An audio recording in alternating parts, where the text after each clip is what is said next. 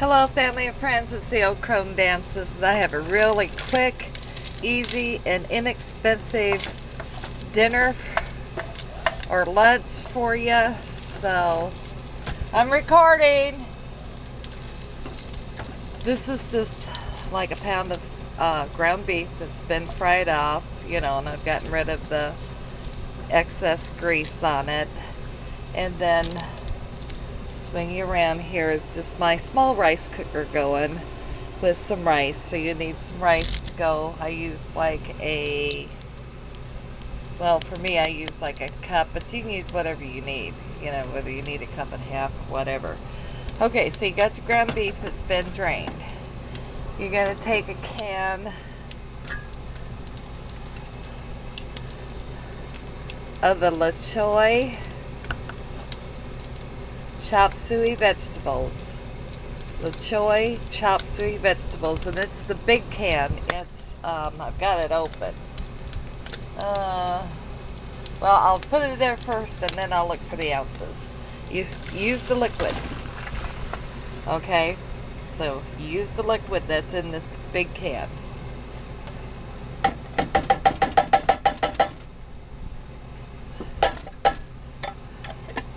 Alright, and if I can get it in light, maybe I can see how many ounces. This is the biggest fat one. It's 28 ounce can. And you could adjust it, I guess, to your needs by the spits, and then I freeze. And then I got one of the pampa mushrooms pieces and stems from Dollar Tree, and I did drain this. You drain your mushrooms. Pour that in there.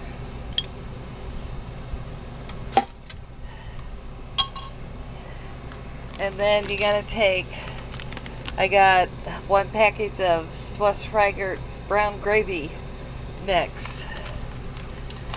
Take one package of that. Just kind of spread this around a little bit here.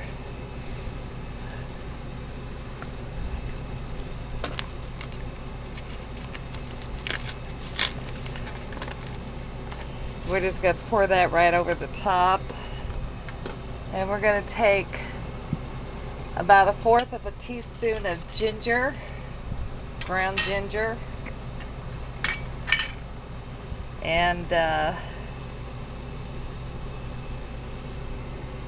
just using a nail's worth because I know that's at least 1/4 of a teaspoon. Because I don't have one. I need some measuring spoons. I guess I don't measure anything. I have my own way of doing it. And then now, that's what I do. Now, you can add a can of drained bamboo sprouts or a can of drained water chestnuts if you'd like. You can add that into this. So, that's another thing that you can do. And then there's one more item that I've got to get.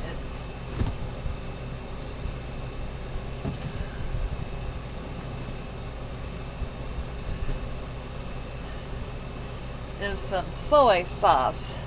Now I get mine from an Asian market. I only use Korean soy sauce because it is, to me, the best. And then you use I always just guess, but it's like a tablespoon to 2 tablespoons, whatever your taste preferences be due to the salt. So you add some of that in there, and then you just get it all stirred up real good. And now I'm going to turn my heat up just a little bit. And what you do is let this gravy thicken up a little bit. It's not going to get real thick, but it's going to thicken up a little bit. I just didn't have my heat turned up high enough because I had to go get my camera. I wasn't planning on filming this, and then I thought, why not? Because it's a very easy, simple recipe. My rice just got done. I always let it set about 10 minutes. But once this gravy thickens up a little bit, not to a total gravy state, you want it somewhat rungy. So, but not rungy like this rungy, You want it to thicken up more than that. Then you just serve this gravy, meat, veggies, everything right over a nice pile of rice. Yep, and that's it. And it's pretty good. I mean, we like it. So, I know I like it. I've cooked this for years. All my kids liked it. So this is starting to thicken up over here a little bit. So basically, that's it. That's the end of this recipe. It's just that simple. So now this is starting to thicken up a little bit over here.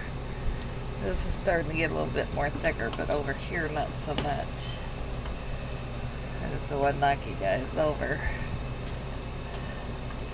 Of course, this skillet is way too big for this recipe, actually. I could probably use my other size down.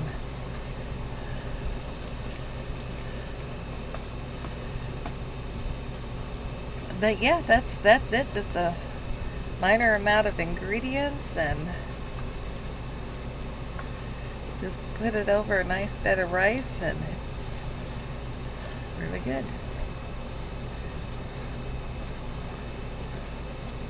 Well, instead of me having you watch this is thickening up. You want it just a little bit thicker than this. You know, you want it not a total gravy, not as heavy as that, but thickened up a little bit, and then you're done.